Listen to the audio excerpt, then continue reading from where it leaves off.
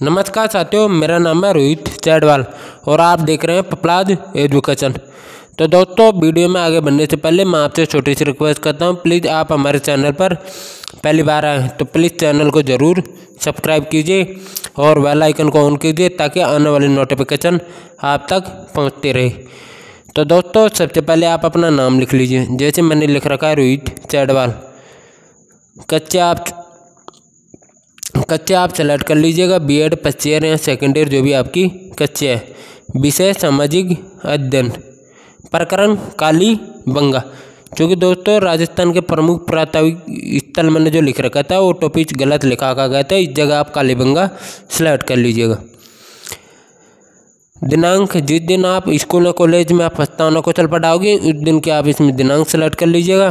कालांश, प्रथम कक्षा से समय 5 से 7 मिनट। तो दोस्तों, प्रस्तावना कौशल का जो समय होता है वो 5 से 7 मिनट का ही होता है। इसके अंतर्गत आपको 5 प्रश्न बच्चों से पूछने होंगे। क्रम संख्या के अंतर्गत हम प्रश्नों की क्रम संख्या लिख देंगे और विद्यार्थी छात्र अध्यापक क्रिया के अंतर्गत हम प्रश्न लिख देंगे और विद्यार्थी क्रिया के अंतर्गत हम उत्तर लिख देंगे और कौशल घटक के अंतर्गत हम कौशल घटक लिख देंगे। तो दोस्तों, कौशल घटक मैं आपको वीडियो के लास्ट में बताऊंगा, आप वहाँ से लिख लेना। पहला प्रश्न हम बच्चों से पूछेंगे, सिंधु घाटी सभ्यता कौन से देश में विकसित हुई थी? सिंधु घाटी सभ्यता कौन से देश में विकसित हुई थी? तो बच्चा बताएगा भारत में। क्या बताएगा? भारत में। दूसरा प्रश्न हम बच्चों से पूछेंगे, भारत में क्षेत्रफल की दृष्टि से प्रथम स्थान पर कौन सा राज्य है? भारत में क्षेत्रफल की दृष्टि से प्रथम स्थान पर कौन सा राज्य है? तो बच्चा बताएगा राजस्थान। क्या बताएगा? राजस्थान। तीसरा प्रश्न हम बच्चों से पूछेंगे, राजस्थान के कौन से जिले में सिंधु सभ्यता के अवशेष प्राप्त हुए? तो बच्चा बताएगा हनुमानगढ़। क्या बताएगा? हनुमानगढ़। चौथा प्रश्न हम बच्चों से पूछेंगे, हनुमानगढ़ के किस नगर में ये अवशेष प्राप्त हुए? हनुमानगढ़ के किस नगर में ये अवशेष प्राप्त हुए? तो बच्चा बताएगा कालीबंगा। क्या बताएगा? कालीबंगा। पांचवा प्रश्न हम बच्चों से पूछेंगे, कालीबंगा के बारे में आप क्या जानते हैं? तो दोस्तों, कोई भी बच्चा इसके बारे में जवाब नहीं दे पाएगा, सारे बच्चे मौन रहेंगे। मौन रहेंगे तो प्रश्न क्या हो जाएगा? समस्यात्मक हो जाएगा। किसके लिए? बच्चों के लिए।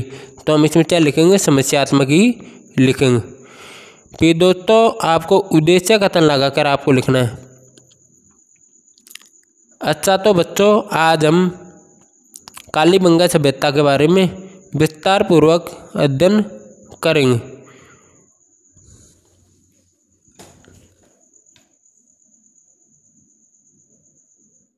दोस्तों, वहाँ पर जगह खाली नहीं थी, इसलिए मैंने प्रस्तावना कौशल आपको लास्ट में बता रहा हूँ, आप यहाँ से लिख लेना। प्रस्तावना कौशल के कौशल घटक। तो दोस्तों, आपको प्रस्तावना कौशल के कौशल घटक आपको कैसे लिखना है, प्रश्न लिख रखे हैं और कौशल घटक। जो पहला प्रश्न है उसके सामने आप लिख लीजिएगा पूर्व ज्ञान का उपयोग। दूसरे प्रश्न के सामने आप लिख लीजिएगा क्रमबद्धता। तीसरे प्रश्न के सामने आप लिख लीजिएगा उचित युक्ति का उपयोग। चौथे प्रश्न के सामने आप लिख लीजिएगा विद्यार्थी के उत्तरों का उपयोग। पांचवें प्रश्न के सामने आप लिख लीजिएगा प्रस्तावना की अवधि। तो दोस्तों, इस प्रकार से आप इस प्रस्तावना कौशल को आप प्रश्नों के सामने आप लिख लीजिएगा। तो दोस्तों, आशा करता हूँ, उम्मीद करता हूँ आपको ये वीडियो बहुत अच्छी लगी होगी। तो प्लीज़ चैनल को सब्सक्राइब कीजिए और बेल आइकन को ऑन कीजिए ताकि आने वाली नोटिफिकेशन आप तक पहुंचती रहे। जब तक के लिए जय हिंद, जय भारत। फिर मिलते हैं हम आपसे नेक्स्ट वीडियो के साथ में। जब तक के लिए जय हिंद।